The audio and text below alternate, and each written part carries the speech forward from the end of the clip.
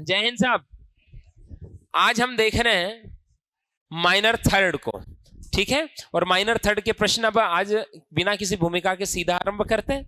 भाई जो minor first second की जब व्याख्या हुई तब तो आपको कई समझाइश दी हमने परीक्षा की। अब तो फटाफट सीधा चलो, समय का नाश ना हो। किस विकल्प में, हाँ पर्यायवाची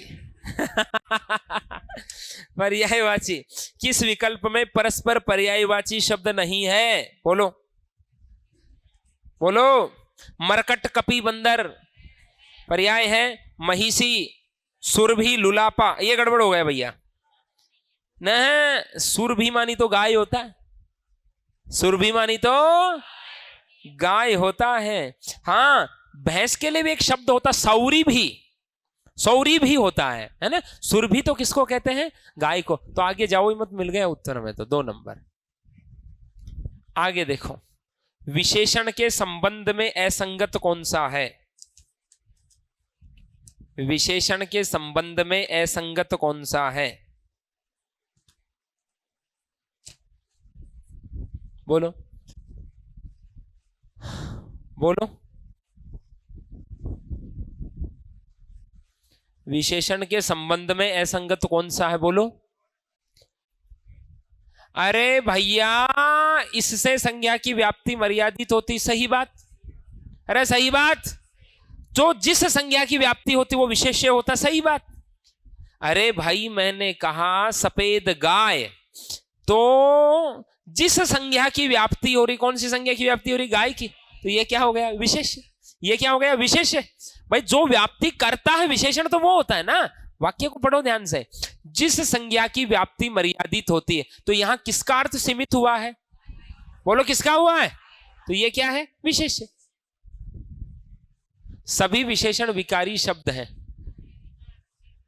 सभी विशेषण विकारी होते हैं क्या? मैंने एक बात लिखवाई नोट लगा, अकारांत विशेषण शब्दों में परिवर्तन नहीं आता। चतुर लड़का, चतुर लड़की, चतुर लड़के बदलाव आया क्या? अरे आया क्या? तो आपके पहले पन्ने की 6वीं 7वीं पंक्ति में से प्रश्न है, बताओ। है अब आप इस वाक्य को पढ़ने में भूल कर बैठे। हाँ है, व्यक्तिवाचक संज्ञा के साथ जो विशेषण आता है उस संज्ञा की व्याप्ति मर्यादित नहीं करता, सही बात है। अरे भाई जैसे मैंने कहा ये बुद्धाराम बैठा है, बुद्धाराम व्यक्तिवाचक संज्ञा है। अब मैंने इसको कहूं तीव्र बुद्धि बुद्धाराम, अब तीव्र बुद्धि शब्द जोड़ने से बुद्धाराम का अर्थ कोई सीमित थोड़ी हो गया है। लेकिन मैंने यहां जातिवाचक संज्ञा लिख देता तीव्र बुद्धि छात्र, तब अर्थ सीमित हो जाता कि कक्षा के अंदर 5 7 ही होते हैं भगवान की कृपा से। अर्थ सीमित होता कि नहीं होता? लेकिन एक व्यक्तिवाचक संज्ञा के सामने से शब्द का प्रयोग कर दो तो उसका अर्थ सीमित हो गया क्या? अरे जब एक ही है तो सीमित क्या होगा? नहीं समझे? तो ऐसा उसको बना के चेक कर लिया करो। केवल आपको इतना सा लिखना था सफेद गाय और क्लियर हो जाता है ना। तो इसका उत्तर क्या होगा? 3 नंबर। और बड़ा अच्छा प्रश्न, इसमें कंफ्यूजन क्या की है, क्योंकि हम ये याद पढ़ते हैं कि सभी विशेषण विकारी शब्द, विशेषण को वैसे तो पढ़ते तो विकारी में ही है, लेकिन यहां सभी जोड़ करके प्रश्न को घुमा दिया। सारे तो विकारी नहीं होते। अरे भाई विशेषण और विकारी की जो टेबल बनवाई उसमें 6 विकारक है, तो विशेषण तो 2 के कारण ही बदलता है। यदि वैसे सोचो तो विशेषण कितने के कारण बदलता है? 2 के कारण। और अकारांत विशेषण शब्द बदलते भी नहीं है। आगे देखो, ध्यान से देखो, निम्नलिखित में से किस विकल्प में अनिश्चयवाचक सर्वनाम का प्रयोग नहीं हुआ है? बोलो किस विकल्प में अनिश्चयवाचक सर्वनाम का प्रयोग नहीं हुआ? मैं कुछ पुस्तकें लाया हूं, यही नहीं हुआ है, यही नहीं हुआ। यहाँ तो पुस्तकों की गणना को बात हो रही ना, संज्ञा अनिश्चित संज्ञावाचक कर दो यहाँ तो। भाई कुछ है, मेरे मन में आता इससे कुछ पूछूं, क्या पूछूं? कुछ, अनिश्चयवाचक सर्वनाम। दोनों की आकृति कुछ कुछ मिलती है और मेरा हाल कुछ न पूछो। लेकिन यहां ये कुछ शब्द तो संज्ञा के लिए आया है ना, ठीक है। तो यहां सॉरी, ये अनिश्चयवाचक सर्वनाम का नहीं है, ठीक है। ये तो विशेषण है। क्या है? विशेषण है, ठीक है। आ गया, विशेषण के संबंध में असंगत कथन कौन सा? बोलो, पढ़ो आराम से पढ़ो। विशेष्य के साथ विशेषण का प्रयोग 2 प्रकार से होता है, संज्ञा के साथ और क्रिया के साथ, सही बात है। अरे हाँ कि ना, मैंने आपको लिखा है कि 2 प्रकार के होते हैं, एक तो उद्देश्य विशेषण और एक विधेय विशेषण। उद्देश्य कौन सा होता है? जो संज्ञा के पहले आता है, और विधेय कौन सा होता है? जो बाद आता है, तो जो बाद आएगा उससे पहले क्या आएगी? क्रिया। उससे पहले क्या आएगी? क्रिया। तो सही बात। दूसरा कथन देखो, जो विशेषण विशेष्य के बाद आता है उसे विशेष्य विशेषण कहते हैं। विशेष्य विशेषण कहते हैं क्या उसको? उसको विधेय विशेषण कहते हैं। क्या कहते हैं भाई? विशेष्य विशेषण तो किसका नाम है? उद्देश्य विशेषण का। किसका नाम है? अरे याद आ रहा है क्या? विशेषण को हमने दो भागों में बांटा था। एक तो बोलो, कौन सा? बोलो बोलो। और दूसरा विधेय। उद्देश्य कौन सा होता है?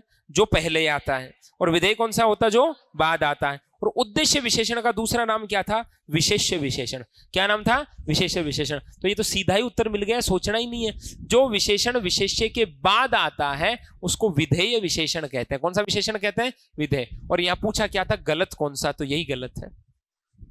मिल गया, सीधी परिभाषा पड़ी है। तीसरा देखो, जो विशेषण के विशेष्य के बाद आता है, एलो जी तीसरे में उत्तर लिखा हुआ है, ठीक है। लेकिन ये पता कैसे हो तीसरे में उत्तर है कि दूसरे में उत्तर है? ये पता तभी होगा जब आपका पढ़ा हुआ है ना। चौथा आ जाओ, जातिवाचक संज्ञा के साथ उसका साधारण धर्म सूचित करने वाला विशेषण समानाधिकरण होता है, ठीक है। तो 2 नंबर कंफर्म उत्तर होगा। आगे बढ़ जाओ। निम्नलिखित में से किस विकल्प में परिमाणवाचक विशेषण का प्रयोग नहीं हुआ? परिमाण मानी मात्रा। सारा कुटुंब मात्रा। इस व्यापार में थोड़ा बहुत लाभ है, मात्रा। लकीर और सीधी करो, क्या? मात्रा। लेकिन यह मैदान लंबा है। लंबा शब्द गुणवाचक है। कौन सा है? गुणवाचक है। क्या है? गुणवाचक है। आगे देखो, अगला प्रश्न पढ़ो। निम्नलिखित में से किस विकल्प में गुणवाचक विशेषण का प्रयोग हुआ? बोलो।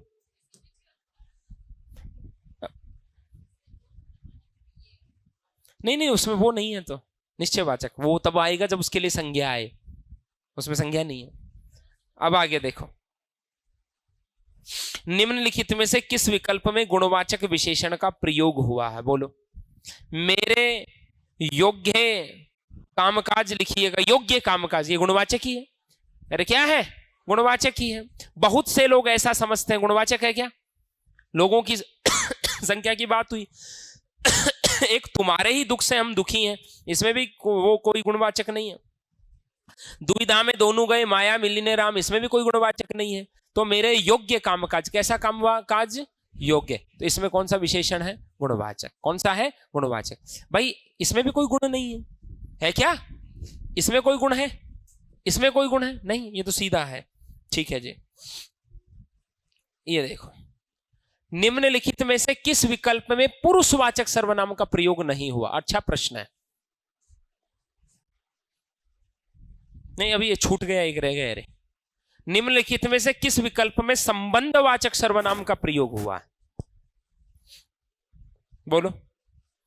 निम्नलिखित में से किस विकल्प में संबंधवाचक सर्वनाम का प्रयोग हुआ? बोलो।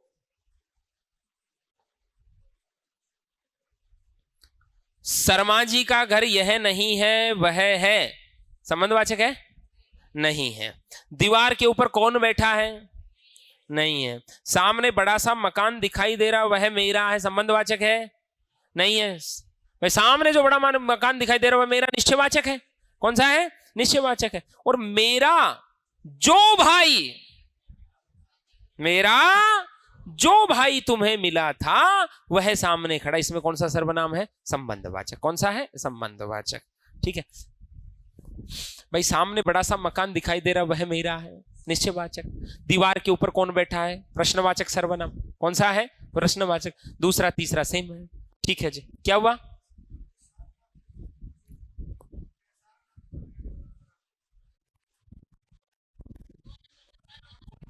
अच्छा, मेरा जो भाई तुम्हें मिला था, एक सेकंड, कौन सा? 2 नंबर वाला? क्या सामने बड़ा सा मकान ना, सार्वनामिक नहीं होगा। क्यों होगा सार्वनामिक? सार्वनामिक कब होता? सार्वनामिक जब होता है जब सर्वनाम के तुरंत बाद संज्ञा आए। इसमें तो वह शब्द किसके लिए आया है? इस बड़े से मकान के लिए आया है। और सर्वनाम शब्द निश्चयवाचक तभी होते हैं वो जिस संज्ञा के लिए वो संज्ञा वाक्य में उपस्थित होनी चाहिए। तो ये सार्वनामिक नहीं होगा। ठीक है, अब आगे देखो। आप घर से कल कोई नौकर आया था, सॉरी ये गलत छपा होगा मुझे लगता है, क्या है, एक सेकंड, प्रश्न पढ़ो। आप घर से कल कोई नौकर आया था, एक सेकंड, हाँ ये आपके होना चाहिए है ना, आपके घर से कल कोई नौकर आया था, उपर्युक्त पंक्ति में कौन सा विशेषण है बोलो। ले तूने जो पूछा वो यहां है, अब ढूंढ, तूने जो पूछा वो यहां है, सार्वनामिक कौन सा है, सार्व, कोई नौकर, ठीक है ना, समझ। हाँ आगे देखो, निम्नलिखित में से किस वाक्य में गुणवाचक विशेषण है, पढ़ो, ऐसे ऐसे ढीले मत पढ़ो। निम्नलिखित में से किन वाक्यों में गुणवाचक विशेषण है। चमकीला पत्थर महंगा बिकता है, चमकीला गुणवाचक है। जरा सी बात पर लड़ने को आतुर हो जाते हो, जरा सी, जरा सी, अच्छा एक ऑप्शन छोड़ गया, हरिश्चंद्र सरीखा दानी, दानी, और जरा सी बात पर, बोलो जरा सी बात, ये क्या गुणवाचक है क्या, ये तो परिमाणवाचक हुआ ना, कौन सा हुआ, परिमाणवाचक। और यह आप जैसे महात्माओं का काम है, अब वो ऐसे छप गया क्या, यह आप ऐसे महात्माओं को, वाक्य नहीं जैसे ही होगा मुझे लगता है, ये छापने में त्रुटि हुई है, यह आप जैसे महात्माओं का काम है, क्या इसमें गुणवाचक है, नहीं है।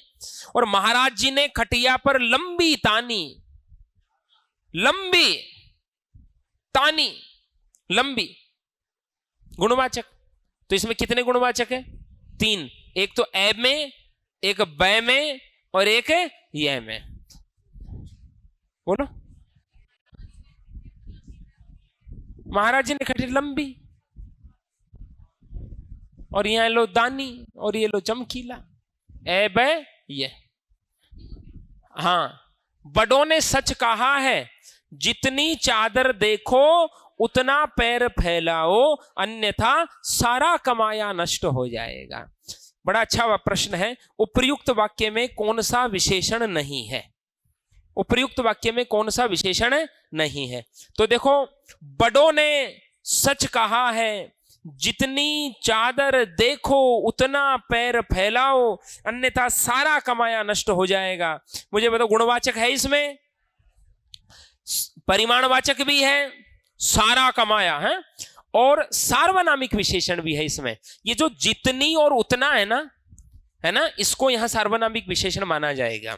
लेकिन इसमें कोई संख्यावाचक विशेषण है क्या, नहीं है, तो इसका उत्तर क्या होगा, संख्यावाचक। क्या होगा, संख्यावाचक। पर अब इसमें थोड़ा सा कंफ्यूजन इसका ही होगा, लेकिन ये जो जितनी चादर और उतना, इन दोनों को यहां क्या माना गया है, सार्वनामिक। अगला देखो, निम्नलिखित में से किस विकल्प में सार्वनामिक विशेषण का प्रयोग नहीं हुआ, बताओ। सार्वनामिक के प्रश्न ज्यादा हैं, बोलो किसमें प्रयोग नहीं हुआ। आप क्या चीज खरीदेंगे, क्या सार्वनामिक है, आप क्या खरीदेंगे, प्रश्नवाचक सर्वनाम, आप क्या खरीदेंगे, क्या हो जाएगा, प्रश्नवाचक सर्वनाम। क्या चीज, मैंने एक उदाहरण लिखाया था, क्या समाचार लाया, वह क्या लाया और वह क्या समाचार लाया, तो क्या समाचार में क्या हो जाएगा, सार्वनामिक। अरे सार्वनामिक की सीधी से पहचान है, सर्वनाम शब्द प्लस उसी के लिए प्रयुक्त जातिवाचक है संज्ञा। यह लड़की सार्वनामिक है ना, इन दोनों में कोई सार्वनामिक विशेषण का प्रयोग नहीं हुआ। तो इसमें 2 वाक्य ऐसे हैं जिनमें सार्वनामिक विशेषण का प्रयोग नहीं हुआ। क्लियर हो गई बात, बढ़ जाऊं आगे। संज्ञा के संबंध में असंगत कौन सा, बोलो। गूंगे की तरह मत बैठो, उत्तर दो। संज्ञा शब्द का उपयोग वस्तु के लिए नहीं बल्कि किसी वस्तु के नाम के लिए होता, सही बात। मैंने कहा था ना, वस्तु को संज्ञा नहीं कहते, वस्तु के नाम को। व्यक्तिवाचक संज्ञाएं ज्यादातर अर्थहीन होती, सही बात। हमेशा नहीं लिखा, बहुधा मैंने कुछ व्यक्तिवाचक संज्ञाएं लिखाई हैं जो अर्थवान होती है, ईश्वर, प्रकृति, ब्रह्म, परमेश्वर लिखवाई है। आगे आ जाओ, जातिवाचक संज्ञाएं अर्थवान होती है, सही बात, नोट लगा के लिखाया है। और भाववाचक संज्ञाएं अर्थहीन होती, गलत बात। भाववाचक संज्ञाओं का तो अर्थ होता है। हेलो जी, अरे भाई, व्यक्तिवाचक संज्ञाएं अनित्य होती हैं, जातिवाचक संज्ञाएं नित्य होती है, व्यक्तिवाचक संज्ञाएं अर्थहीन होती प्राय, और ये क्या होती है, अर्थवान। क्या होती है? अर्थवान। व्यक्तिवाचक संज्ञाएं क्या होती है? परिवर्तनशील। क्या होती है? और जातिवाचक संज्ञाएं क्या होती है? अपरिवर्तनीय। क्या होती है? अपरिवर्तन। ये ऑब्जर्वेशन करवाया है ना आपको? ठीक है, आगे देखो। निम्नलिखित में से भाववाचक संज्ञा कौन सी है? इससे सरल तो क्या प्रश्न होगा बताओ? बोलो क्या होगा? अरे बोलो क्या होगा? भारत संज्ञा है, भारतीय विशेषण है, और भारतवर्ष क्या है? संज्ञा है, नाम है, और भारतीयता क्या है? भाववाचक संज्ञा। जटिल विशेषण के लिए निम्नलिखित में से उपयुक्त संज्ञा होगी।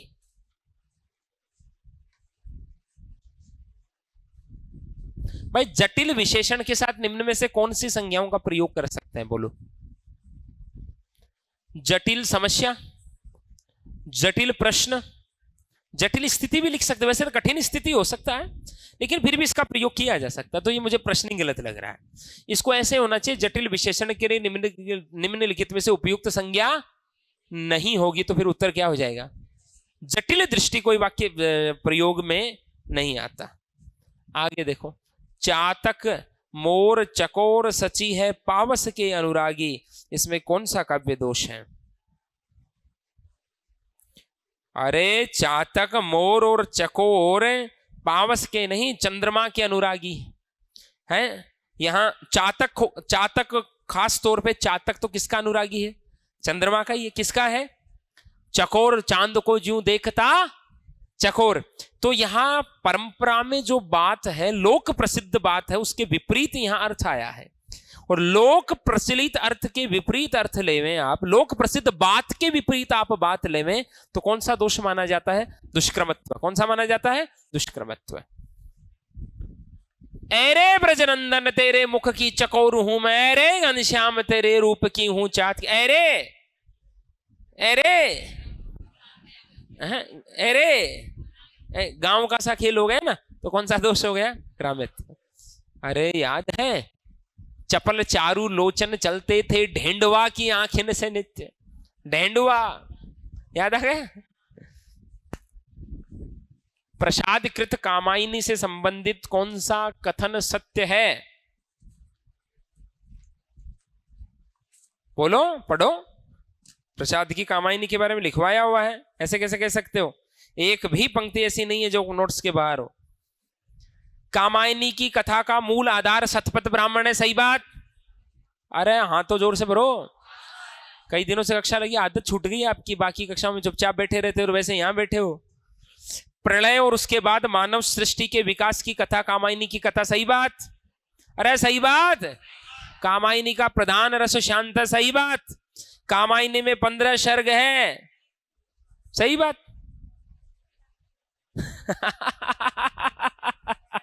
बोलो तो। और श्रद्धा कामायनी का 5वां नहीं 3रा सर्ग है। श्रद्धा कौन सा सर्ग है? 3रा। कौन सा है? 3रा। तो बोलो कौन सा उत्तर हो गया? 3 नंबर। कौन सा हो गया? 3 नंबर। अरे प्रसाद कृत कामायनी संबंधित कौन सा कथन सत्य है? तो ये प्रश्न गलत छप गया ना, इसलिए इस पे डाउट आया होगा। सत्य नहीं है, ऐसे करो भाई। 3 कथन अपने को सत्य मिल रहे हैं, सत्य मिल रहे हैं तो चेंज कर दो, और क्या, आगे बढ़ो। मीराबाई को पढ़ाते समय ये पंक्ति आई है, इन चरण ब्रह्मांड भेट्या नक सिक श्री। बोलो उक्त पंक्ति का सही अर्थ क्या है? बोलो। इन चरणों ने भेंट स्वरूप ब्रह्मांड दिया तथा संपूर्ण सृष्टि को सौंदर्य युक्त है। अरे इन चरणों से ब्रह्मांड की उत्पत्ति हुई है ना? क्या ये क्या बोले? ये क्या 1-2 नंबर बोल? इन चरणों से संपूर्ण ब्रह्मांड नतमस्तक होता ना ना ना ना, क्या शब्द है? भेंट दिया है ना। और फिर आगे अर्थ और भी है ना, श्रीमानी ऐश्वर्य, जो ब्रह्मांड का ऐश्वर्य, सृष्टि का सौंदर्य, वो भी इन चरणों के से ही उत्पन्न हुआ है। और 3 नंबर में तो श्रृंगार की बात है, लेकिन इस पंक्ति में श्रृंगार का वर्णन नहीं है। आगे देखो। संत कबीर के बारे में कौन सा कथन सही नहीं है? बोलो बोलो। वे शास्त्रीय ज्ञान की अपेक्षा अनुभव को अधिक महत्व देते थे, सही बात? अरे पोथी पढ़ पढ़ जग बयार बयान पंडित दो आखर प्रेम का पढ़े से पंडित। कबीर मूलतः कवि न होकर समाज सुधारक थे, सही बात है, लिखवाई हुई है। उन्होंने माया का मानवीकरण करके उसे कंचन और कामिनी का पर्याय माना। इसको तो आप गलत कर ही नहीं सकते। माया दीपक नर पतंग है। हाँ, वो एक और था ना, कबीर माया पापणीर हरिसु करत हराम मुख कठियाली कुमति लेन न देई राम। ठीक है, तीसरी बात सीधा उत्तर है, राम और कृष्ण में उनकी श्रद्धा थी। ये उत्तर होगा, ये सही नहीं है। पहली बात तो वो राम शब्द को जपते हैं मूलतः, राम राम राम, लेकिन वो राम भी निर्गुण निराकार है। और जहां यहाँ पंक्ति में राम और कृष्ण दोनों आए हैं ना, इसका मतलब यहाँ अवतारवाद की बात हो रही है। और कबीर अवतारवाद में भरोसा। हाँ अब बोलो, कोई कुछ पूछ रहा था? सर सर की ध्वनि आई थी, नहीं आई, वापस गई। इधर देखो, कितना अच्छा प्रश्न है। हिंदी सूफी काव्य के संदर्भ में कौन सा कथन गलत है? बोलो। सूफी काव्य में देखो, एक एक पंक्ति को समझते जाना। और वैसे क्लास में साहित्य पढ़ाते समय हमने तथ्यों के बजाय विचार पर ही बल दिया है, प्रवृत्तियों पर बल दिया है। और फर्स्ट ग्रेड का पेपर देख लो, प्रवृत्तियों पर ही प्रश्न आए हैं। अब ये प्रश्न प्रवृत्तियों वाला अभी मैं कहूंगा तो आपको याद आ जाएगी क्लास भी, हाँ गुरुजी ऐसी बात हुई थी। देखना, सूफी काव्य में ऐतिहासिक या अर्ध ऐतिहासिक कथानकों में ऐतिहासिकता को सुरक्षित रखने की भावना का भाव, सही बात है। अरे पद्मावत भी आया है, उसमें भी ऐतिहासिकता का क्या है? अभाव है। पूर्वार्ध तो पूरा ही काल्पनिक है, और उत्तरार्ध की ऐतिहासिकता पर भी डॉक्टर इंद्रचंद्र नारंग आदि ने प्रश्न खड़े किए हैं, लिखवाया हुआ। दूसरी बात, किसी भी प्रेमाख्यान को शुद्ध पौराणिक या शुद्ध ऐतिहासिक नहीं कहा जा सकता, सही बात है। और सूफी काव्य में वर्णित कथानक रूढ़ियों का मूल स्रोत अरबी फारसी का साहित्य। बोलो सही बात कि गलत बात? प्रारंभिक तौर पे बच्चा कंफ्यूज होगा इस प्रश्न में, कोई भी स्टूडेंट हो बोले कंफ्यूज हो जाएगा, क्योंकि उसको पता चलेगा सूफी काव्य तो फारसी मसनवी शैली का ही प्रभाव है, वो ऐसा ही सोचेगा। लेकिन याद कीजिए, मैंने इसकी बहुत लंबी व्याख्या की थी डॉक्टर नगेंद्र की तरफ से, कि जब शुक्ल ने लिखा उस समय 8 ही ग्रंथ प्राप्त थे, जिसमें 6 के रचनाकार मुस्लिम थे, इसलिए उन्होंने कह दिया फारसी का प्रभाव है। ठीक है, लेकिन अब तो 53 के आसपास है, याद है।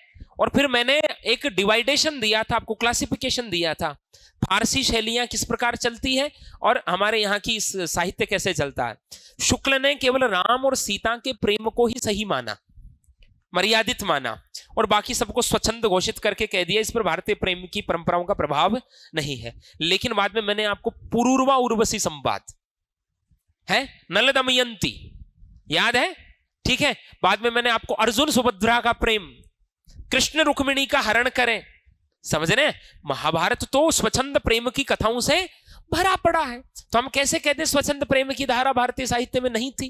फिर मैंने ये और कहा था, फारसी साहित्य प्राय दुखांत होता है, ये ज्यादातर क्या है? सुखांत, एक को छोड़कर। एक में नायक मर जाता है, फिर बाकी वो सती होती है ना, बाकी। तीसरी बात, फारसी के अंदर, फारसी साहित्य के अंदर नायक और नायिका बचपन से परिचित होते हैं, या तो साथ खेले होते हैं, या नायक उसके पिता के घर नौकरी कर रहा हुआ होता है, वो जानते हैं, भले शीरी फरहाद हो, है ना, मैंने कथाएं बताई थी ना। ठीक है, लेकिन भारतीय साहित्य के अंदर स्वप्न दर्शन और गुण वर्णन से प्रेम की परंपरा है। नल दमयंती का प्रेम कैसे हुआ? हंस ने आकर कथा कही थी तभी तो हुआ, हंस ने ही तो गुण वर्णन किया। पद्मावत में वर्णन किसने किया? हीरामणि तोता ने किया, हीरामणि तोता ने किया है। सुभद्रा अर्जुन को देखी हुई थोड़ी थी, केवल उसके बल और गुण की चर्चा ही तो सुनी थी। तो ये विशुद्ध रूप से भारतीय प्रेम कथाओं का विकास है, फारसी का प्रभाव इस पर नहीं है। शुक्ल ने माना, लेकिन आधुनिक संदर्भों में हम इसको उचित नहीं मानते। याद है, इसमें 1-2 घंटे लंबा पूरी कथाएं भी हुई थी, बातें बताई थी। कोई भी बच्चा इस प्रश्न को सोल्व करेगा कंफ्यूज हो जाएगा, क्योंकि वो सोचेगा यार अरबी फारसी तो है ही, हमदर मंकबत्र नैदर, वो सारी चीजें हमने पढ़ी थी ना, लेकिन उसका पालन केवल मुस्लिम कवियों ने किया है, बाकी कवियों ने नहीं किया है। ठीक है, हाँ। और काव्यत्व की दृष्टि से इनकी कथा वस्तु में स्वाभाविकता की अपेक्षा वैचित्र्य की प्रमुखता है, सही बात है। विचित्र बातें कही है, राजकुमारी राजकुमार को लेकर के उड़ गई, है। फिर बाद में भूत उसको छोड़ आए प्रेत की मड्डी में, फिर वो वहां से गायब हो गया है। फिर सारे दोस्त बह गए, वही एक लकड़ी के पट्टे पे पार जाता है। तकरीबन विचित्र तरीके से कहानियां कही गई ना। वो लड़की चिड़िया बन गई, माँ ने साप दिया तो, और फिर पानी छिड़का तो वापस लड़की बन गई। विचित्र बातें हैं, स्वाभाविक बातें नहीं है। लेकिन बहुत अच्छा प्रश्न है ये, विचार वाला प्रश्न, कंफ्यूज हो जाए सारे, ऐसा प्रश्न है। जायसी महाराज को देखो भैया, जायसी की रचनाओं से संबंधित असंगत विकल्प कौन सा? बोलो, अरे बोलो।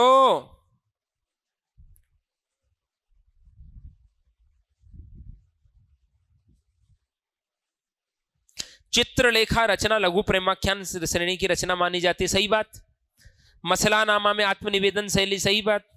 पद्मावत रचना में हिंदी साहित्य की 12 मासा वर्णन परंपरा का पालन हुआ, आषाढ़ से शुरुआत हुआ, सही बात। अखरावट की रचना में रोजे कयामत का वर्णन, गलत बात। अरे अखरावट में तो वर्णमाला के अक्षरों से सूफी सिद्धांतों का वर्णन हुआ है, कयामत का वर्णन आखिरी कलाम में हुआ है। किसमें हुआ है? अरे बोलो किसमें हुआ है? तो उत्तर कौन सा हो गया? 4 नंबर। कौन सा हो गया? 4 नंबर। आगे देखो, माइनर 4, समय है ना, इतना है। जिन वन भूल न जावंता गेंद गवय गिड्ड राज, उपर्युक्त पंक्ति में, अच्छा कोई छूट गया क्या प्रश्न? क्या है? अच्छा मैं दूसरा, खोयो मैं घर में अवट कायर जंबुक काम, उपर्युक्त पंक्ति में जंबुक किसका प्रतीक है? अरे बोलो किसका प्रतीक है? अरे घर में रहकर जीवन व्यर्थ कर दिया जंबुकों की भांति, कायर के लिए कहा गया था ना, व्यंग्यार्थ के लिए। आगे देखो, जिन वन भूल न जावंता गेंद गवय गिड्ड राज, उपयुक्त पंक्ति में इनका अर्थ क्रमशः क्या होगा? गेंद मानी हाथी, गवय मानी गेंडे, और गिड्ड मानी वरा है। तो बोलो कौन सा नंबर आया? 2 नंबर। बोलो कौन सा आया? 2 नंबर। अगला प्रश्न, खोयो में घर में अवट, ये 2 बार छप गया क्या? ना ना, दूसरा प्रश्न है। खोयो में घर में अवट कायर जंबुक काम, पंक्ति में अवट का अर्थ क्या है? जीवन। क्या है? जीवन। अरे इन्होंने घर में बैठकर अपने जीवन का नाश कर दिया जंबुकों की भांति, है डर करके। लेकिन ये भाव जंबुक किसके लिए आया? देखा जाए तो अन्यार्थ में किसके लिए आया है? कायर के लिए। आगे देखो, संगत शब्द युग्म का चयन कीजिए। शब्द युग्म बोलो, अरे बोलो। अंतरदेशीय, देशों के बीच, और अंतरदेशीय, देश के अंदर, गलत बात। उल्टा होगा, उल्टा होगा। अब्द बादल और अब्ज कमल, ये भी उल्टा होगा। अवधान प्रशंसनीय कार्य और अवधान मनोयोग, ये भी उल्टा होगा। है तो इसने क्या पूछा? संगत, तो ये संगत है। जुआ बैल के कंधों की लकड़ी, और जुआ द्यूत क्रीड़ा। समश्रुत भिन्नार्थक की दृष्टि से असंगत विकल्प कौन सा है? मैंने इस बार गलत पूछा है। पिक कोयल और पीक थूक, सही बात। तोष और तोष उल्टा दे दिया है। सेकंड वाले तोष का अर्थ क्या होता? संतोष। तो उत्तर कौन सा हो गया? 2। कौन सा हो गया? 2 नंबर। भाई क्या पूछा है? गलती तो पूछा है। इस तोष का अर्थ संतोष होता है, इसका का अर्थ उपरक्त और उपरक्त। उपरक्त भोग विलास में लीन और उपरक्त विरक्त। केशर कुमकुम और केशर शेर की गर्दन के बाद। देखो भैया, ये जो सिद्धांत 4 रस निष्पत्ति के हैं, वैसे ये फर्स्ट ग्रेड से जुड़ा हुआ प्रश्न है। सेकंड ग्रेड के पाठ्यक्रम में रस निष्पत्ति का सिद्धांत नहीं है। फिर भी ये 4 लोग हैं और 4 लोगों ने 4 सिद्धांत दिए हैं। फर्स्ट ग्रेड की क्लास में हमने इसकी व्याख्या की है, आप भी इसका ध्यान रखो तो रख लो भले। भट्ट नायक महाराज ने भुक्तिवाद दिया। कौन सा दिया? भुक्तिवाद। जिन सेकंड ग्रेड के बच्चों ने वो क्लास नहीं ली थी, वो लिख लो इसको भले आप, है ना, ध्यान रखो। भट्ट नायक ने क्या दिया? भुक्तिवाद। भट्ट लोलट ने क्या दिया? उत्पत्तिवाद। और भट्ट शंकुक ने क्या दिया? अनुमितिवाद। और आपके अभिनव गुप्त ने दिया अभिव्यक्तिवाद। 3 नंबर इसका उत्तर होगा। 4, 1, 2 और 3। ये हमारा जो भरत मुनि का सूत्र है ना, विभावा अनुभाव व्यभिचारी संयोगात रस निष्पत्ति, उसमें संयोग और निष्पत्ति शब्द की व्याख्या करने के लिए संस्कृत काव्य शास्त्र के 4 विद्वानों ने 4 सिद्धांत दिए। वो सिद्धांतों के क्या क्या नाम थे? ये हालांकि फर्स्ट ग्रेड के पाठ्यक्रम का प्रश्न है, ये सेकंड ग्रेड के पाठ्यक्रम का प्रश्न नहीं है। लेकिन 4 विद्वान 4 सिद्धांत चाहो तो ध्यान रख सकते हो, अन्यथा छोड़ दीजिए। अगला प्रश्न देखो, किसके अंतर्गत बाहरी परिस्थितियां तथा आलंबन की चेष्टाएं आती, बताओ। बोलो। अरे विभाव 2 होते हैं ना, एक तो आलंबन और एक है शकुंतला को देखकर दुष्यंत के हृदय में रतिभाव पैदा हुआ, तो शकुंतला तो क्या है, और आलंबन की चेष्टाएं। अब शकुंतला हंसे मुस्कुराए हैं, अदाएं दिखाए, और प्रकृति का एकांत, वो नदी का एकांत किनारा, मंद सुगंध वायु चले, ये सारी चीजें आलंबन की चेष्टाएं और बाह्य वातावरण, ये दोनों स्वभाव को बढ़ाने वाली है। तो ये किस में आती है, उद्दीपन में। बोलो किस में आती है, याद है आलंबन की चेष्टाएं उद्दीपन विभाव होती है, और आश्रय की चेष्टाएं क्या होती है, अनुभाव। क्या होती है, अनुभाव। अगला प्रश्न, किस विकल्प में, अब ये तो गलत कर दो तो मुझे जानते हो फिर तो, किस विकल्प में सभी उदाहरण स्वर संधि के हैं।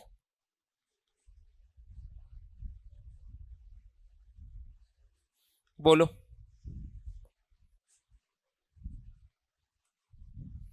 बोलो बोलो बोलो बोलो, सभी स्वर संधि के कौन से हैं। अरे व्यंजन का हो गया है, और व्यंजन का हो गया, और ये भी व्यंजन का हो गया। भाई ये कैसे बना, इसमें कंफ्यूजन हो सकती है। ये निष्ठा में इक जुड़ने से बना, और निष्ठा निधन स्था से बना, तो किसका उदाहरण हो गया, व्यंजन का। प्रश्न क्या, सभी स्वर के, तो ऐसा विकल्प ढूंढो जो स्वर का नहीं। देखते पता चल रहा है व्यंजन का है, तय के बाद लय हो तो तय का लय होता है। समधनहार व्यंजन का है, नैष्ठिक व्यंजन का है, ठीक है। ये हो गया सर्वधन उदय, अतिधन औचित्य, तनुधन अंगिर, विजय धन ई अयादि में। क्लियर हो गया, सभी स्वर। संधि विच्छेद की दृष्टि से असुमेलित विकल्प है। सुमेलित मतलब गलत कौन से में, ये प्रश्न गलत है भैया, ये प्रश्न ही गलत है। कैसे गलत है, अरे भाई इसमें पूछना ये चाहिए था कि सुमेलित कौन से में है, क्योंकि इसमें 3 गलत है। पहला गलत, तीसरा गलत, सत्य आएगा, और चौथा भी गलत, ये दीर्घ आ गया ना, चौथा भी गलत, और सही केवल कौन सा है, दूसरा। तो प्रश्न गलत छपा हुआ, इसको सुमेलित कर दो तो ये उत्तर हो जाएगा, है ना। अगला देखो, स्त्यर्थक और गत्यर्थक बोलो किस क्रिया के उपभेद है। अरे पूर्ण एकर्मक क्रिया के 2 भेद बताए थे ना, एक तो स्त्यर्थक और एक गत्यर्थक है। बच्चे दौड़ रहे हैं, कर्ता गति कर रहा है, वो क्या होगा, गत्यर्थक। और मैंने एक उदाहरण लिखा था, जैसे ठूंठ खड़ा है, बोलो स्त्यर्थक। बच्चे बैठे हैं, क्या हो गया, स्त्यर्थक। बोलो क्या हो गया, स्त्यर्थक। याद आया। किस वाक्य में रीति बोधक क्रिया विशेषण का उदाहरण नहीं है, किस वाक्य में रीति बोधक क्रिया विशेषण का उदाहरण नहीं है, बोलो बोलो। कैसे हुआ 2 नंबर, विद्यार्थी ध्यानपूर्वक सुन रहे थे, रीतिवाचक है। सचमुच वह बड़ी लड़की है, ये भी रीतिवाचक है। अरे याद है, रीतिवाचक में मैंने बहुत सारे भेद लिखवाए हैं, उसमें एक अंत में स्वीकारवाचक भी है, हैं। और चलो इतने पे मत जाओ, इतना ध्यान रखो, जो ना स्थान है, ना परिमाण है, न काल है, और न समझ में आ रहा, वो क्या है। आपको एक तरीका बताया था ना, तो मान लो आपको सचमुच शब्द समझ में नहीं आ रहा, लेकिन सचमुच शब्द स्थान है क्या, अरे हाँ बोलो, नहीं है। परिमाण है क्या, काल है क्या, तो क्या है, और समझ में आ रहा है क्या, नहीं है, तो क्या है, रीतिवाचक। ये भी रीतिवाचक, ये भी रीतिवाचक। तुम होले होले चल रहे थे, कभी कभी कालवाचक, कभी कभी शब्द तो किसका है, काल लिखवाया हुआ, कभी शब्द आपको काल में, है ना। तो बोलो ऐसे इसमें गड़बड़, और इसमें गड़बड़ केवल इस सचमुच के कारण हुआ है, लेकिन मैंने इसका समाधान दिया आपको, अंत में एक नोट लगवाया, याद है, मैं बोल दूं। वस्तुतः है, नोट शब्द आरंभ किससे हो रहा है, वस्तुतः शब्द से।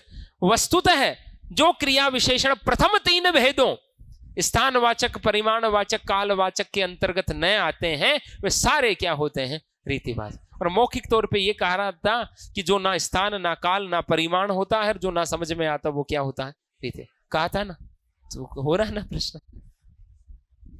इधर देखो, किस वाक्य में निपात का प्रयोग नहीं हुआ? बोलो। राम को लक्ष्मण सा क्या है? निपात। विवाहोत्सव पर उसने हमें भी क्या है? निपात। और उसने परिश्रम किया इसलिए वह सफल हुआ। बोलो ये क्या है? इसमें कोई निपात है क्या? नहीं है भाई, इसलिए तो निपात थोड़ी, ये तो समुच्चय बोधक अव्यय है। ठीक है, अब बच्चे कंफ्यूज हुए। देखो एक अच्छा कंसेप्ट दूं मैं आपको। क्या आप वहां गए थे, आप सोचे इसमें निपात नहीं है, लेकिन इसमें ये क्या क्या है? निपात। एक प्रश्न बोधक निपात भी होता है। तो यदि वाक्य के आरंभ में क्या शब्द का प्रयोग हो या कोई प्रश्न सूचक शब्द का प्रयोग हो और उसका उत्तर केवल हाँ या ना हो, मैं एक मौखिक तौर पे आपको टिप्पणी कर दूं, उसका उत्तर केवल हाँ या ना हो, तो उस क्या को, उस प्रश्न सूचक शब्द को निपात माना जाएगा। क्या माना जाएगा? निपात। क्या माना जाएगा? निपात। क्योंकि वर्णा प्रश्न सूचक शब्द का नियम यह होता है कि वो क्रिया से पहले आए। किससे पहले आए? या फिर वो जिस व्यक्ति या विषय के बारे में पूछ रहा उससे पहले आए। ये तो वाक्य के भी आरंभ में आ गया, ये वाक्य के आरंभ में हो गया। तो यदि कोई वाक्य प्रश्न सूचक शब्द से आरंभ हो रहा है, उसका उत्तर हाँ या ना हो रहा है, तो वो क्या माना जाएगा? निपात। तो बच्चों ने इसमें इसलिए डाउट किया होगा कि साहब दो वाक्य ऐसे हैं जिनमें निपात नहीं है, लेकिन दो नहीं, केवल एक है, इसमें क्या को क्या मानेंगे? निपात मानेंगे, है ना। अब देखो ये दृष्टि मिल गई, ये काम आएगी बात आपको। आगे बढ़ो। निम्नांकित में से क्रिया विशेषण नहीं है। बोलो। क्रिया विशेषण नहीं है। बोलो। आजकल क्रिया विशेषण है, कालवाचक क्रिया विशेषण की तरह काम में ले सकते हो। बिल्कुल है, वह बिल्कुल गया, वह बिल्कुल बैठा है, क्रिया विशेषण है। क्योंकि क्रिया विशेषण है क्या? अरे क्योंकि क्रिया विशेषण है क्या? क्या है? समुच्चय बोधक अव्यय। क्या है? और यद्यपि भी क्या है? समुच्चय बोधक है अव्यय। तो ये प्रश्न बनाने वालों से त्रुटि हुई, इसमें दो क्रिया विशेषण नहीं है, दो समुच्चय बोधक अव्यय है, तो इसका उत्तर 2 नंबर भी होगा और 4 नंबर। अरे यद्यपि उसने उद्योग किया तथापि उसे सफलता नहीं मिली, तो ये तो क्या हो गया? वाक्यों को जोड़ने वाला हो गया ना। आगे देखो, निम्नलिखित में से असंगत विकल्प कौन सा है? क्रिया विशेषण बहुधा क्रिया से पहले आता, सही बात है। अरे हाँ कि ना? अरे बोलो तो, एकदम सही बात है ना। है क्रिया विशेषण बहुधा किससे पहले आता है? एकदम क्लियर बात है, क्योंकि आपको जब वाक्य शुद्धि के नियम लिखवाए उसमें ये बात लिखवाई है। दूसरी बात क्या है? केवल मनोविकार सूचित करने वाले शब्द विस्मयादि बोधक अव्यय कहलाते। सही बात है। जैसे हमने कहा उफ कितनी उमस है, मनोविकार। छी छी कितनी गंदगी है, मनोविकार। वाह कितना सुंदर, मन की भाव। वस्तुओं के विषय में विधान करने वाला शब्द क्या होता है? क्रिया। अविकारी शब्दों में लिंग वचन कारक काल विकारकों के अनुसार विकार उत्पन्न होता है, विकार उत्पन्न नहीं होता है। कितना सरल प्रश्न, सीधा ही पता चल रहा है। 4 नंबर, इनमें से अव्यय से बनी भाववाचक संज्ञा नहीं है। अच्छा प्रश्न है। दूरी शब्द किससे बना? अरे बोलो किससे बना? दूर से बना। दूर क्या है? अव्यय। शीघ्रता किससे बना? शीघ्र से। क्या है? अव्यय। चतुरता किससे बना? चतुर से। चतुर अव्यय है कि विशेषण है? विशेषण। अब कंफ्यूजन आई होगी व्यावहारिक में। कंफ्यूजन किस में आई होगी? व्यावहारिक। देखो व्यावहारिक शब्द किससे बना है? व्यवहार से। लेकिन कई विद्वानों ने इसको भी क्रिया विशेषण की तरह काम में लिया है, सॉरी अव्यय की तरह काम में लिया है। जैसे उसने अपने व्यवहार के अनुरूप कार्य किया, तो यहां ये संबंध बोधक अव्यय की तरह वाक्य में प्रयुक्त हो रहा है। ठीक है, तो यहां उपलब्ध विकल्पों के अनुसार हम उत्तर क्या मानेंगे? चतुरता। क्या मानेंगे? चतुरता, क्योंकि व्यवहार शब्द को भी अव्यय की तरह प्रयोग में लिया गया है। ठीक है, आगे बढ़ते हैं। अब ये लाइन तो आपके माथे में छपी हुई होगी मेरे अनुसार। बोलो। अरे लोकनायक वही हो सकता है जो समन्वय करने का अपार धैर्य लेकर आया हो। उनका सारा काव्य समन्वय की विराट चेष्टा है। तुलसीदास के संबंध में यह कथन किसका है? अरे किसका है? आचार्य हजारी प्रसाद द्विवेदी का समन्वय, उनका पूरा काव्य समन्वय की अपार चेष्टा है। किसने कहा? हजारी प्रसाद द्विवेदी ने। निर्गुण सगुण का समन्वय, राजा प्रजा का समन्वय, ज्ञान भक्ति का समन्वय है। उन्होंने तो शैव वैष्णवों का समन्वय है, उन्होंने तो समन्वय किया, ज्ञान और भक्ति का समन्वय। इधर देखो, मेजर फर्स्ट। समय है क्या? इतना जितना हो उतना, बाकी कल देखेंगे। असंगत कथन का चयन कीजिए तो फिर आप क्या करोगे? सब सारा ही काम मैं करूंगा तो बोलो, कितना सरल है। देखो एक एक वाक्य देखो, एक एक वाक्य देखो। किसी एक मूल स्वर में उसी मूल स्वर के मिलाने से जो स्वर उत्पन्न होता है उसे क्या कहते हैं? अरे ए में ए मिलाने से क्या उत्पन्न होता है? ए मूल है। ई में ई मिलाने से क्या उत्पन्न होता है? बड़ी नहीं, ई। पूरे साल भर हिंदी पढ़ कर गए बड़ी। ऊ में ऊ मिलाने से ऊ, और री में री मिलाने से री। तो ये कथन तो सत्य है। भिन्न भिन्न स्वरों के मेल से जो उत्पन्न हो से संयुक्त स्वर कहते हैं। सही बात। ए प्लस ई से क्या बना? ए प्लस ऊ से क्या बना? ओ है। अनुस्वार स्वर के ऊपर और विसर्ग स्वर के पीछे आता। सही बात है। अनुस्वार और अनुनासिक व्यंजनों के समान चंद्र बिंदु भी स्वतंत्र की गिनती में आता है। गलत बात। अनुस्वार तो स्वतंत्र गिनती में आता है, लेकिन अनुनासिक आता है क्या? अरे चंद्र बिंदु को स्वतंत्र काउंट करते हैं क्या? तो ये गलत बात हो गई ना। अगला प्रश्न, असंगत विकल्प का चयन कीजिए। विसर्ग कंठे वर्ण है। सही बात। अरे अकू है विसर्जनीय नाम, कंठ है। अल्प प्राण अक्षरों की अपेक्षा महाप्राण में प्राण वायु का अधिक उपयोग श्रम पूर्वक करना पड़ता। सही बात है। याद है एक दिन आपको मैंने कहा था, हाथ अपने यहां चेहरे के पास लेके आओ, मुख के पास, फिर बोलो कै खे गे घे। याद आया है? तो दूसरे और चौथे को बोलने में हवा ज्यादा टकराती है। द्विस्पृष्ट उच्चारण जिह्वा का अग्रभाग उल्टा कर दंत में लगाने से होता है। सही बात है क्या? दांत के ऊपर मसूड़े को टच करता है द्विस्पृष्ट को बोलते समय। द्विस्पृष्ट कौन होते हैं? अड़े और अढ़े। अरे इनके नाम है ना, उत्क्षिप्त, ताड़न जात, द्विस्पृष्ट, द्विगुणित। अब बोलो सड़क। अड़े दांतों को टच नहीं होती, दांतों के ऊपर मसूड़े को जीवा उल्टी होकर टच होती, लिखाया हुआ। तो ये उत्तर हो गया लो ज्यादा। और ये पांचवें वर्णों का उच्चारण स्थान अपने स्थान और नासिका दोनों से किया जाता। नोट लगा के लिखी हुई बात। आगे बढ़ो। हिंदी शब्दकोश की दृष्टि से कौन सा कथन असत्य है? बोलो बोलो बोलो बोलो। हिंदी शब्दकोश में संयुक्त वर्णों से निर्मित शब्दों को उसी वर्ण के अंतर्गत सबसे अंत में रखा जाता। सही बात। अरे भाई, क्षय से बने हुए वर्ण कब आएंगे? जब कै वाले पूरे खत्म हो जाए। कै के बाद ही क्षय लोगे। ठीक है। शब्दकोश में स्वर रहित व्यंजनों का प्रयोग उस व्यंजन में प्रयुक्त होने वाले सभी स्वरों के बाद होता। सही बात।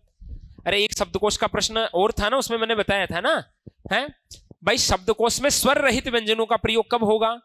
भाई कै हलंत है और कै का की कू पूरी बारखड़ी कंप्लीट हो जाएगी तब कै आएगा ना, क्योंकि आधा व्यंजन आया, इसका मतलब उसके बाद कोई ना कोई दूसरा व्यंजन आया, तो सारे स्वर खत्म होने के बाद उसका नंबर आएगा। हिंदी शब्दकोश में अनुस्वार, अनुनासिक, निरअनुनासिक को क्रमशः रखा जाता है। बोलो। अनुस्वार, अनुनासिक तथा विसर्ग को अलग अक्षर मानकर ये ध्वनियां संबंधित वर्णों के बाद रखी जाते हैं। ये सही बात है क्या? 3 नंबर ये बताओ आप तो। बोलो। सर दुख रहा। बोलो। अरे हिंदी शब्दकोश में अनुस्वार को और चंद्र बिंदु को और बिना अनुस्वार चंद्र बिंदु वाले शब्दों को क्रमशः रखते हैं। सही बात है। तो इसमें क्या कंफ्यूजन हो रही? थोड़ी देर पहले यह बताया था ना, क्या? अंगे, चंद्र बिंदु। तो इसमें इन 3 की बात हुई है, अनुस्वार की, चंद्र बिंदु की और निरअनुनासिक की। तो क्रम सही है।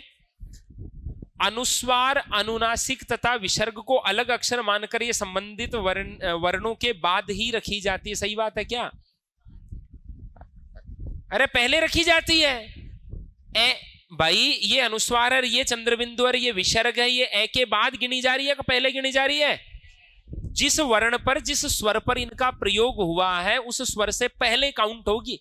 अरे भाई 2 शब्द है, एक तो कंगन है, एक मान लीजिए कोई ये है कर्म है, 2 को ही देख लो आप। ठीक है। अब इसमें पहले कौन सा लेंगे? कौन सा लेंगे? कंगन में ये किस पर आया है? ए पर, और यहाँ ए अकेला आया है। तो अकेले वाली जो ध्वनियां हैं उससे पहले अनुस्वार वाली ध्वनि को काउंट किया कि नहीं किया गया? तो वर्णों के बाद नहीं, कहाँ रखी जाती है? पहले रखी जाती है। तो उत्तर कौन सा हो गया? 4 नंबर। बोलो, किस विकल्प में सभी शब्द परस्पर पर्याय नहीं है? वालिद जनक पितृ पिता के हैं, इला क्षिति पृथ्वी के, अचल नहीं, क्या होगा? अचला। ये तीनों कर्ण के हैं, अंगराज सूर्य सुत राधे, सुनक सोना कुत्ता होता मृगारी। हाँ मैं समझ गया क्यों कंफ्यूजन हुई होगी। मृगारी शेर को कहते हैं, लेकिन मृगारी कुत्ते को भी कहते हैं, मृगारी कुत्ते को भी कहते हैं। तो इसका उत्तर क्या होगा? 2 नंबर। बोलो, किस विकल्प में स्वर संधि का उदाहरण नहीं? प्रश्न को ध्यान से सुनो। किस विकल्प में स्वर संधि का उदाहरण नहीं है? मानव धन इतर, यथा धन इष्ट, अति धन इंद्रिय, वधू धन उल्लास, पो धन इत्र, इति धन आदि, गंगा धन उर्मी है, संख्या धन, ये गलत छपा हुआ है, ये सखी धन आगमन होना चाहिए, सखी धन आगमन, सख्या आगमन, खैर कोई नहीं। सत धन उपयोग, व्यंजन का उदाहरण आ गया। लो जी, ये उत्तर हो गया। सुधन अल्प धन धन एक के पूर्व धन उत्तर। क्लियर? आगे, मीरा के काव्य में कौन सा कथन सही नहीं है? बोलो, देखिए आप बोलो, बोलो। अरे भाई, आंतरिक वेदना है, वियोग श्रृंगार है, अलंकारों का प्रदर्शन किया है क्या? सहज स्वाभाविक लिखा है, और काव्य भाषा राजस्थानी मिश्रित ब्रज है। सही बात। 3 नंबर। थारे रूषा राणा कुछ नहीं बिगड़े, अब हरि कीनी मह। हरि का मतलब यहाँ कृष्ण भी है, प्रभु भी ले सकते हैं, प्रभु कृष्ण को ही कहते हैं। इस प्रश्न में रीट लग जाएगी, इसके 2 उत्तर देने पड़ेंगे, श्री कृष्ण और प्रभु। आगे देखो, डॉक्टर शंभू सिंह मनोहर ने मीरा के ग्रंथों को 3 भागों में विभक्त किया है, कौन सा उनमें नहीं है? देखो, अब ये प्रश्न आपको याद रखना है। शंभू सिंह मनोहर ने 3 भागों में विभक्त किया है अपने खंड काव्य को। इसमें स्फुट पद, टीका ग्रंथ और प्रबंधात्मक रचनाएं। फुटकर पद नाम से कोई विभाग वहां नहीं है, ये आपको याद रखना है ना। इसकी फोटो खींच लो, खींच मारी फोटो। आगे बढ़ जाऊं?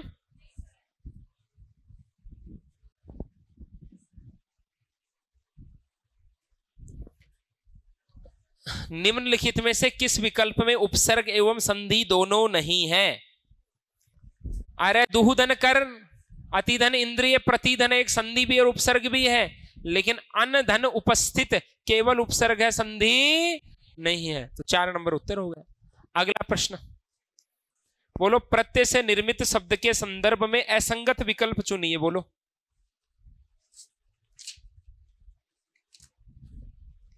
कमलिनी स्त्रीवाचक शब्द है।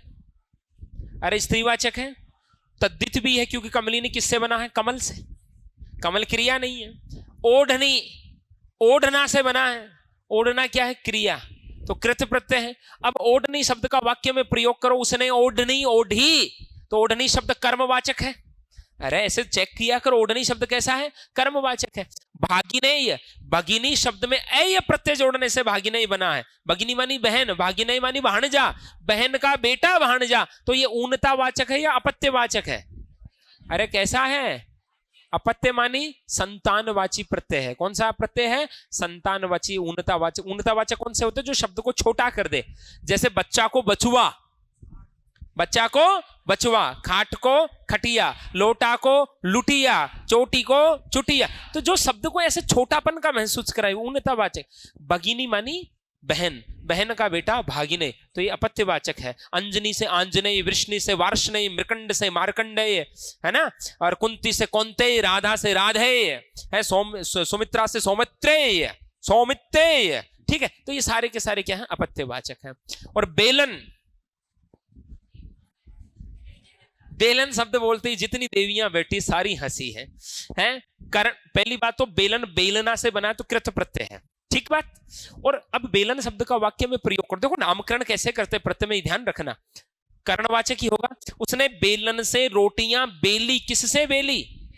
उसने बेलन से पति का सिर फोड़ा, किससे फोड़ा? बेलन से, तो कर्णवाचक हो गए ना।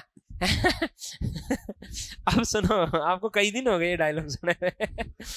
अब मेरी बात सुनो, ये कई बार नामकरण आ जाते हैं ना, तो जैसे मैंने वाक्य में प्रयोग करके बताया ना, वैसे चेक कर लेना होता है। जैसे ओढ़नी शब्द का कर्म की तरह प्रयोग होगा, उसने ओढ़नी ओढ़ी है, उसने बेलन से रोटियां बेली, किससे बेली?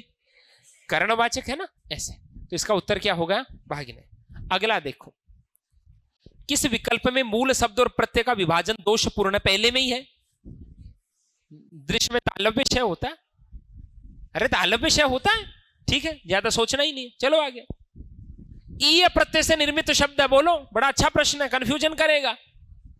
ई है, अरे इन सब में अनीय है, इसमें भी अनीय, इसमें भी अनीय। पाणिनि, पाणिनि धन ई है, पाणिनि है। बाकी तीनों में क्या है? अनीय। क्या है? अनीय। क्या क्या होगा? तो अनीय ही है इसमें भी, अनीय। पठ, पठ मूल धातु तो पठ होगी ना। हाँ। गुरु प्रसाद सुई के नाके हस्ती आवे जाही। अरे भाई, गुरु की कृपा से सुई जितनी नोक की जगह से भी हाथी आ जाए, चला जाए, ऐसा मतलब असंभव कार्य भी क्या हो जाए? संभव हो जाए। और आपसे ज्यादा इस बात को कौन जानता है? हैं? सदगुरुदेव की कृपा हो जाए, असंभव भी क्या हो जाए? संभव हो जाए। तिरकिट इस रहस्य को ऑनलाइन वाले नहीं समझ सकते, ये रहस्य आप ही जानते हो। जय बोलो गुरु भगवान की जय हो। द्विकर्मक क्रिया में, ये तो लिखवाया हुआ है ना मेरा। अरे द्विकर्मक क्रिया में पहले क्या आता है? सजीव, और बाद में क्या आता है? निर्जीव। तो प्रथम कर्म प्राणीवाचक और द्वितीय कर्म एम। गुरु जी ने बच्चों को हिंदी पढ़ाई, तो पहले बच्चे फिर हिंदी। सूची मिलाओ भैया, अब थोड़ी खुद ही मिला लो, सारा काम हम ही करें। देखो, पहली बात, इसमें सर्वनाम दिए हैं। अब जैसे पहला वाक्य है, हम किसी को कुछ नहीं कह सकते। क्यों? इसमें हम में पुरुषवाचक भी है, लेकिन मेल बनेगा नहीं। क्यों? क्योंकि सूची में देखो, एक को सबसे 4 से मिलाया गया है। प्रश्न के उत्तर की दिशा भी बांध दी गई, वरना तो हम में पुरुषवाचक भी होता। कौन कहता नहीं होता? होता। अब आप इसको इससे मिला दोगे, उत्तर ही नहीं निकाल पाओगे। इधर देखो, सब में 4 ही दे रखा, तो इसको तो 4 से ही मिलाना है। किससे? अनिश्चय बात, मतलब बात किसकी हुई है? कुछ की बात हुई है। दूसरे में 2 है, या तो 3 की तरफ जा रहे हैं या 2 की तरफ जा रहे हैं। तो हम तुम साथ ही साथ हाट को चले, तो 3 पे तो क्या है? पुरुषवाचक, 2 पे क्या है? निजवाचक। तो निजवाचक का तो इसमें कोई उदाहरण ही नहीं, तो ये क्या हो गया? पुरुषवाचक। तो यहां उत्तर 3 और 4 नंबर इसमें से होगा, 1 और 2 में से होगा। अब आगे देखो, अब आप ही बता दो तो सारा मैं ही बताऊं क्या? अरे इस पुस्तक को देखो, यह कितनी उपयोगी है। यह निश्चयवाचक, और बनते कभी हम आप योगी, बोलो निजवाचक। यहां आप स्वयं के लिए आए ना, तो बोलो कितना नंबर हो गया? 1 नंबर। क्या हो गया? 1 नंबर। अगला प्रश्न देखो, इनमें अव्यय से बनी भाववाचक संज्ञा नहीं है। समीप अव्यय है, आलसी अव्यय है क्या? अरे आलसी अव्यय है क्या? वह आलसी व्यक्ति अव्यय थोड़ी आलसी। तो उत्तर भी यही है। तेज भी अव्यय है, धीमा भी अव्यय है।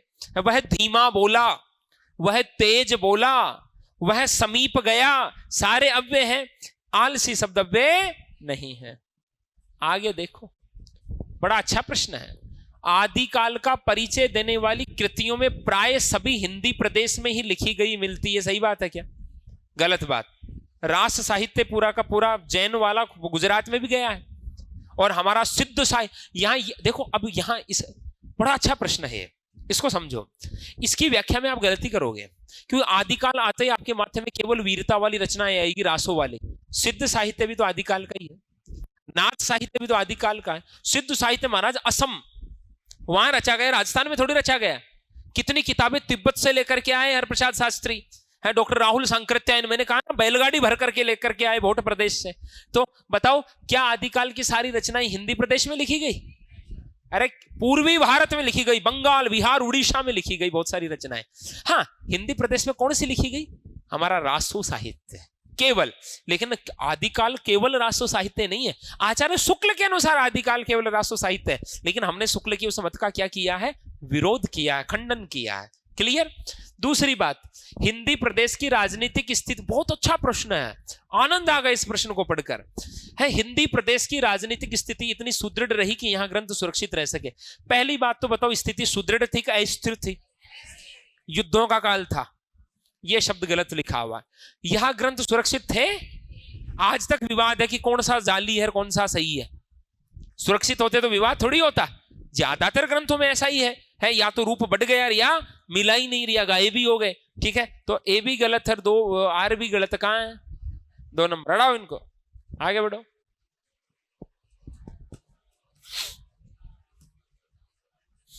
खोके आत्म गौरव स्वतंत्रता भी जीते हैं, मृत्यु सुखदायक है वीरो इस जीने से। पहली बात तो ये दोनों पंक्तियां अलग अलग हैं, ये साथ लिख दी, बाकी एक ही छंद की दोनों पंक्तियां नहीं है। बाकी इन दोनों में ही आर्थी व्यंजना है।